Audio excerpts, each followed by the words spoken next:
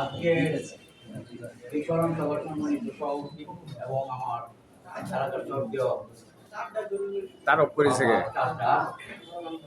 ভাই সবাইকে জানাই আসলে সেলিম ভাই মুক্তিযুদ্ধ না, উনি মুক্তিযোদ্ধাদের মধ্যে অন্যতম মুক্তিযুদ্ধ ছিলেন, যে তিনি মুক্তিযোদ্ধাদের মধ্যেও অন্যতম ছিলেন। এবং এই ময়মনসিংহে উনার নাম আমরা যতবার শুনছি, অন্যান্য মুক্তিযোদ্ধাদের নাম আমরা একটু কমই শুনছি। ওনার মধ্যে নেতৃত্বের গুণ সকল সময়ে ছিল। এবং এই আমার এলাকার ৮০ সালের পরের দিকে আমি দেখছি এই উন্নয়নের জন্য সেলিম ভাই সবার আগে নেতৃত্ব দিচ্ছেন। এবং তিনি ব্যক্তি জীবন, পারিবারিক জীবন, সকল ধরনের সমস্যা আমাদের সাথে থাকতে চাইছেন এবং থাকছেন। উনার সাহসে আমার এলাকার এই উন্নয়নগুলি হয়েছে।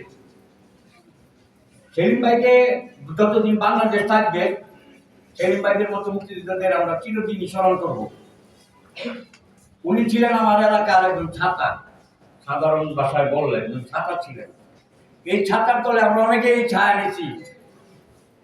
হয়তো সামনে অন্য কেউ গ্রহণ করবে এই জায়গাটা, যত তাড়াতাড়ি এই জায়গাটা কেউ পূরণ করবে আমরা সাধারণ মানুষের জন্য খুবই উপকার হবে।